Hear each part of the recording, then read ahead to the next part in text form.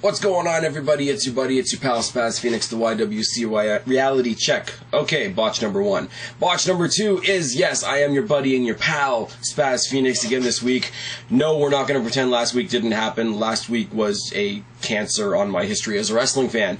But this week on Raw, more than made up for. This was a fantastic episode of Raw. Going to have a lot more fun reviewing this episode of Raw, for sure. I can promise you that. Before I start, I will say a quick note for anybody that doesn't watch NXT. Go back and watch this week's episode of NXT, the finals of the NXT Championship tournament between Jinder Mahal and Seth Rollins. My opinions on whether there should be an NXT Championship or not aside, phenomenal match. Go and watch it. Go and YouTube it. Do whatever you do. But moving on to Raw. We start Raw this week with Cole alone on commentator. They do a big rundown of the beatdown that he got from Punk last week, and they play it up as like the most evil thing ever because nobody gives a shit about Cena, so giving, you know, a beatdown to Cena isn't going to get Punk any heel heat, but beating up somebody like Lawler will, and it's amazing. Sheamus comes out, blah, blah, blah, blah, blah. That's literally all I have written down here because I don't give a fuck about anything Sheamus has to say. Gets interrupted by Punk. Thank God. And I also have that written in brackets on here. Yes, my notes are scratchy as fuck. Check that shit out. But Punk comes out, as it should have been to begin with it being Chicago. First thing out of his mouth, don't you dare try to talk to my town and my fans like this. Phenomenal. They can't relate to you. They can relate to me. They're hardworking, etc., etc., etc. Jerry Lawler just got a Chicago-style ass-kicking in the back, and they show a video footage of Jerry Lawler trying to come into the arena tonight and getting his ass kicked by Punk, which was great and wonderful. He deserved it. He's been disrespecting me. He mocks John Cena for playing the hero last week when the cage match between him and Lawler was happening. And then he says to the crowd, mocking Lawler, "Do any of you think I turned my back on you?" And obviously gets a huge, huge pop from the Chicago crowd. Mentions that he's been WWE champ 288 days now. Sheamus, more blah, blah, blah. Wah, wah, wah. You interrupted me, calls out Punk. Punk points out what you and me and everybody else already knows. You are not the same kind of champion as I am. You are the number 2 champion on the number 2 show. So on your very best day, you are the second best in the world. He gets cut off by AJ. AJ comes out, basically announces that the number 1 contenders are going to fight tonight, so we're going to have Cena versus Alberto Del Rio, and that the champions are going to fight tonight. So we're going to have Punk versus Sheamus. Everybody wins, and Raw is off to... Okay, my clipboard fails at life, apparently. We are off to a good start. We then go back to a rematch between Ziggler and Orton. Vicky comes out, and while she's doing her introduction of Ziggler, she says she's going to address AJ Lee and her problems with AJ Lee later on in the evening. Ziggler comes out, starts off the match with a great dropkick and I guess a modified Ric Flair strut, which was awesome. Orton comes back with a dropkick of his own and a near fall. 2 of the greatest dropkicks in the business going head to head. I like it. Orton hits a nice... I can't read my own writing, guys. This is how much I liked this Raw. I wasn't looking at the paper while I was writing. Anyway, Orton hits a nice slingshot suplex on Dolph Ziggler. They have a bit of brawling outside, a neck breaker by Ziggler, and Orton eats guardrail. In the ring, Ziggler rides a chokehold for a long time, showing off, and at one point flips over almost into a chancery. Top rope superplex by Orton and a suspension DDT, but he fails. Backbreaker by Orton and a huge DDT by Ziggler. Suspension DDT by Orton, and Ziggler gets the roll-up win. Ziggler wins with a roll-up after the suspension DDT by Orton. I'm happy. My Fave 5 is doing okay. Then we have Miz joining Cole on commentary. So I figure, okay, whatever the next segment is, he's going to get involved, and that'll be the end of him, but whatever. We go to Class 2 of Daniel Bryan and Kane's anger management. They bring out their anger collages. Daniel Bryan just has a bunch of yeses and no's written all over it, and he explains that when I say yes, people say yes. When I say no, people are still saying yes. He sits there and he rips it up and da-da-da-da-da. Kane brings his out, and it's blank. The doctor asks him why it's blank. They want to know how he really feels inside. He tosses the paper in the trash, does the whole up and down thing with his hands, and the can erupts in flames. Fantastic. Everybody in the whole room is freaked out. And, you know, Kane's a monster, ooh, ah, and we move on. Ray and Sin Cara versus Tensai and Rose. Miz mocks Ray's concussion on commentary as we get into the match. Tensai owns Sin Cara for a bit of the match. Cody Rhodes takes advantage of Tensai's work, I guess you could say. Cody works over Sin Cara's back. Ray gets the hot tag with a near fall on Rhodes. 619 on Tensai and a face-first slam by Rhodes on Ray. 619 on Rhodes and a senton bomb gets the win, and Ray and Sin Cara are your winners. Fantastic match. Tensai didn't really belong. The team of Ray and Sin Cara did a hell of a good job. Anger management class number 2, they talked about the circle of trust and the whole fallback thing, which we've seen on every sitcom you've ever seen has the trust thing. You know, you cross your arms, you lean back, and you expect the other person to catch you. Daniel Bryan falls first, and Kane does actually catch him, which is kind of bizarre. The teacher then says, well, both of you are going to catch Harold. They both drop Harold, and Kane and Bryan look like they're almost getting on the same page, which is amusing as fuck. Sheamus versus Punk. Sheamus comes to the ring. Punk comes to the ring in jeans. Announces, I should be the main event. My fans will understand what I'm talking about, and they will understand why I'm going to take a personal day. I'm taking tonight off. AJ tries to stop him. She fails, and when she gets interviewed by Striker, she just says, leave Sheamus in the ring. I'm going to find her another opponent. Now, Alberto Del Rio comes down, and we're thinking, okay, is this the replacement opponent? Del Rio's supposed to face Cena tonight. But Del Rio joins Cole and Miz on commentary, even though he doesn't say anything. His opponent is Swagger, which is kind of off-putting, because we haven't seen Swagger on mainstream TV in a long time. Swagger makes a great showing of himself, however. Sheamus uses the Texas Cloverleaf to get the win, which is bizarre.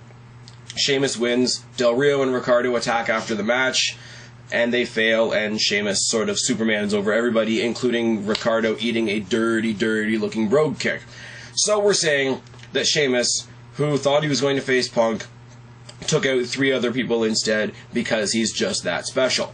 Alright, Eve versus Caitlyn with Layla on commentary. First of all, Layla and Miz arguing throughout this entire match. Normally, if it was like it was last year between Cole and Jerry Lawler, where it was just annoying and it was every week and da-da-da-da, I would have hated it. This, because we know it's sort of one night only, Miz and Layla arguing, it was funny. It was really, really funny. It didn't take away, in my opinion, that much from the match.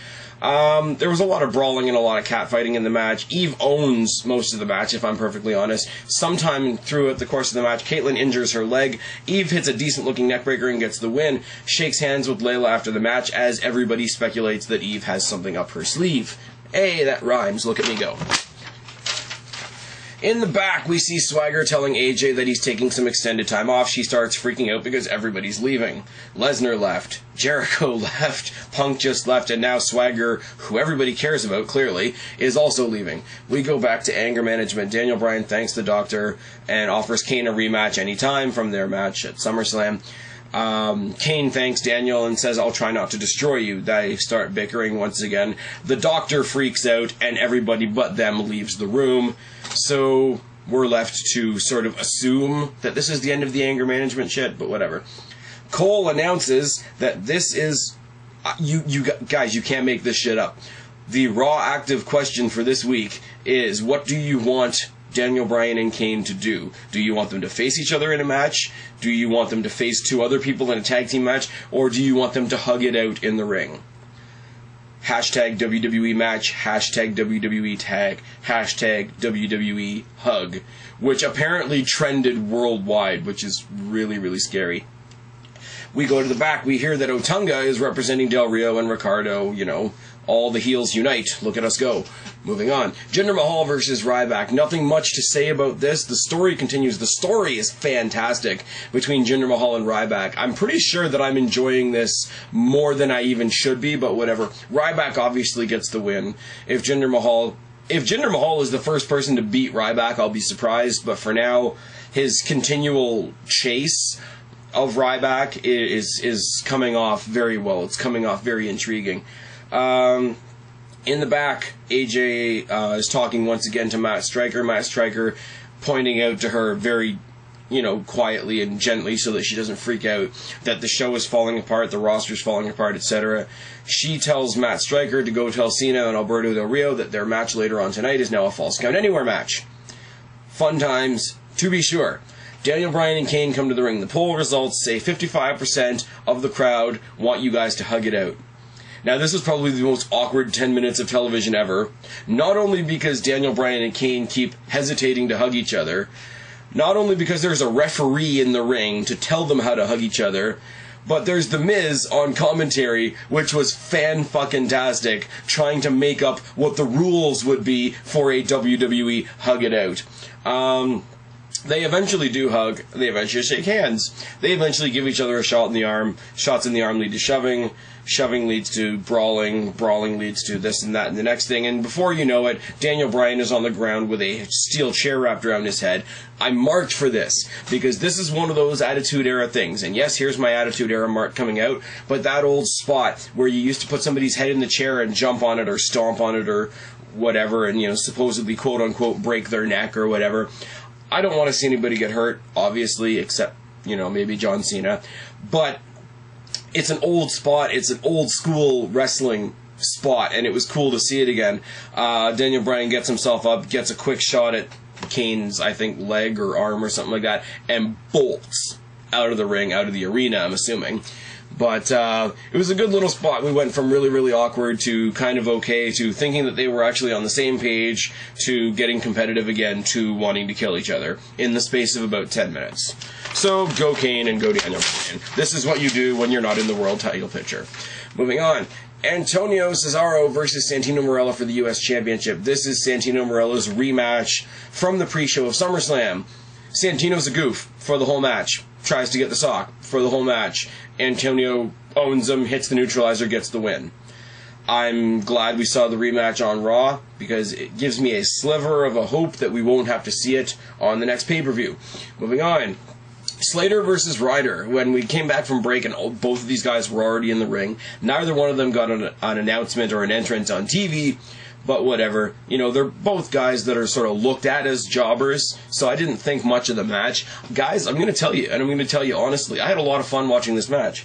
There was nothing to it, there was nothing on the line, there was no real reason to be drawn into it, but it was fun to watch. Both of the guys are charismatic as hell. I mean, if they got a decent push, who knows what they could do, but whatever. It was a good match. Ryder gets the win with the Rough Rider, obviously, and his victory music or whatever is cut off by Vicky Guerrero. Vicky Guerrero cuts off Ryder's music, calls out AJ, and we go to a commercial break.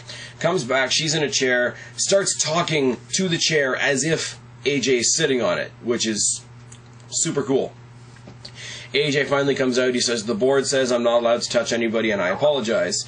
Vicky eggs her on some more, demands an apology again. AJ apologizes again. Vicky demands again. AJ apologizes again. Vicky slaps AJ in the face twice. AJ starts to lose her shit. Vicky skips out of the ring, and I'm sorry, I love Vicky Guerrero to death, but Vicky, hun, you shouldn't skip. Just don't do it. AJ starts losing it in the ring, starts throwing things around, throws the chair that Vicky was sitting on up the rampway, and we go to commercial break once again, so AJ's losing her shit, and we add even more legitimacy to the hashtag I dig crazy chicks. Oh, yes, I do. Moving on. Cena versus Alberto Del Rio, Falls Count Anywhere. Alberto Del Rio's owning in the start, backbreaker and a near fall on Cena. Cena pulls off his typical 5 moves of doom crap. The attitude adjustment fails, which is always good. Cena eats the steps on the outside. Cena tackles Alberto Del Rio against the rails. Alberto Del Rio hits a nice, sweet-looking enziguri by the commentator's table, and I lose my place. Cena eats ring post. Del Rio back suplexes Cena from the ring steps that Cena had moved over to the announce table. Alberto Del Rio back suplexes Cena through the announce table, which is great. Alberto Del Rio grabs a microphone telling everybody, you know, from Cena to the Chicago fans to the universe, you're all beneath me, da-da-da-da-da. He locks in the cross arm breaker, which is turned into the STF because Cena is Superman. Oh, yes. Alberto Del Rio uses the microphone shot to the head to Cena to break up the STF. Del Rio suplexes Cena on the rampway. Cena tries and fails to use a speaker as a weapon in the backstage. We have generic brawling and each of them bouncing the other's head off of whatever they could find. We have an attitude adjustment on a equipment case. Punk, out of nowhere, ambushes Cena. Alberto Del Rio gets the win. I'm a happy kid. Punk GTS's Cena on the hood of somebody else's car and then gets in, and as we drive away, we see that somebody else is indeed Paul Heyman. WWE Fantasy Bookers, start your engines. That is how we ended Raw. Score, fail, and MVP, and in this case, it's going to be slightly different because it's score, unexpected, fail, and MVP. But, score, Punk's opening pipe bomb. What else can you ask for? Really, realistically, what else can you ask for? Punk mentions to Sheamus that the World Heavyweight Championship is the second best title, and that reminds Sheamus that he's from the second best show. Can't ask for anything more than that. You know, starts off with a beatdown on Lawler, takes out the only other champion that could even perceivably be considered as good as him, and the night's off to a great start. Ziggler versus Orton was a fantastic match, but as I've just said to Preston a second ago, scientifically this match couldn't fail. Unless one of them had a horrible, horrible botch and somebody broke their neck, there was no way that this match could not be awesome. I'm really, really high on the team of Rey Mysterio and Sin Cara, but if we're going to be moving forward, pushing them as a team, I'd like to see them against other great fluid teams, like Sin Cara and Rey versus the Usos, for example, or something like that. Whoever you're trying to build up as the next guys to go after the titles. For example, the team of Rey and Sin Cara would be great. I don't want to say building blocks because that sounds really negative, but it would be great, one step in the story type of thing. Even the Divas match was great. We've got Eve playing what I perceive to be head games with everybody, from Caitlyn to Layla to the rest of the locker room, etc. But it's all right. The match got a couple of minutes. Layla was on commentary bantering with The Miz, which I found hysterical. The anger management stuff with Kane and Daniel Bryan. What can you say? Both of these guys... My opinion's always iffy on Kane, but definitely Daniel Bryan deserves to be higher. But while he's here, while he's doing this, he's making it some of the most entertaining stuff on Raw. The whole commentary situation tonight on Raw was a little fantastic. Cole, when he was by himself, was a modern day, what the hell's his name? Joey Styles, there we go. Cole, once he hooked up with The Miz, they were a great commentary team for the night, and here's the awkward part, or maybe not necessarily awkward, but definitely unexpected. Cole and Miz were both commentating, I can speak, I swear, and I'll get the shirt soon. As if they were baby faces, which was really, really cool. And it was really cool to see Miz out there, sort of broadening his horizons and stuff like that. Layla on commentary for one match was kind of entertaining. Alberto Del Rio joined the commentator booth and didn't say anything. Santino Marella lost to Antonio Cesaro, which, as I said, gives me a sliver of hope that I won't have to pay to see him on the next pay-per-view. I'm not an idiot. It probably will happen again, but it gives me that little sliver, so let me have my little sliver. AJ versus Vicky. If this ever comes down to a match, it's not going to be a 5-star classic match, but I want to see AJ just go nuts on Vicky and destroy her. Partially because it'll take Vicky away from Dolph Ziggler, partially because any chance to see AJ in wrestling attire is always a good point for me when now we're seeing her in power suits, which are not quite as fun. In the category of unexpected, Swagger had a great showing against Sheamus. And, we all know, you, me, and everybody else in my silent audience knows that Sheamus sucks balls, but in the eyes of the WWE brass and whatever, he's one of their champions. So the fact that Swagger got to look even as good as he did, I don't know, is it a once, shot in the dark type of thing, or is it a sign of something that we're going to see later on? I don't know, but for one night, Sheamus got to look all right. And like I say, the Battle of the Jobbers, Slater and Ryder, was a fun match. For filler, it almost didn't feel like filler. I'll be honest. Now to the fails. We started Raw with the SmackDown champion. Now, bring that back another step. We started any show with Sheamus. Bring that back another step. We were in Chicago and didn't start with CM Punk. There's layers to this, guys. There's layers to how much Sheamus sucks. There really are. Tensai being in the tag team match. You got Cody Rhodes, Rey Mysterio, and Sin Cara, who are all smaller, very fast-paced guys. And Tensai just, anybody that ever watched Sesame Street, that whole song, one of these things just doesn't belong here. That's what Tensai was tonight. Oh, yes. It didn't actually happen this way, but we're supposed to believe that the champion versus champion match would have been the 1 hour main event, and the number one contenders was the battle of the number one contenders was the main event. Doesn't make too much sense. Points out the suckiness of the existence of John Cena. Oh, yes. And Sheamus being booked super over everybody is something we're going to have to put up with until some Mack truck accidentally runs him over. Oh, yes. Now, Fave 5. Punk owned the night, didn't he? Came in, owned Lawler. Came in, owned another champion.